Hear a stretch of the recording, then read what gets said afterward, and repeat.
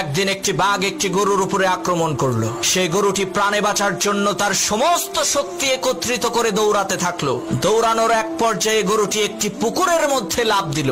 ঘটনাক্রমে সেই পুকুরের মধ্যে কোনো পানি ছিল না, শুধু ছিল কাদা। এদিকে গরুর পেছন পেছন বাঘটিও সেই পুকুরের মধ্যে ঝাঁপ দিল। এতে করে গরু এবং বাঘ দুইজনেই পুকুরের কাদার মধ্যে গলা পর্যন্ত আটকে গেল। তখন বাঘ রাগান্বিত কণ্ঠে গরুকে বলে উঠলো, ওই হারামজাদা, তুই আর লাফ দেওয়ার জায়গা পাইলি না?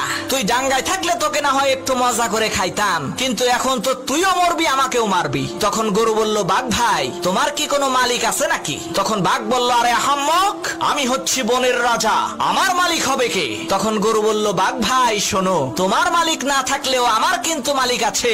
সন্ধ্যাবেলায় আমার মালিক আমাকে এখান থেকে উদ্ধার করে নিয়ে যাবে, আর লোকজন জড়ো করে আনন্দ উল্লাস করতে করতে তোমাকে পিটিয়ে মারবে। মনে রাখবা মুসলমান, তোমারও কোনো ভয় নাই, তোমারও একজন মালিক আছে।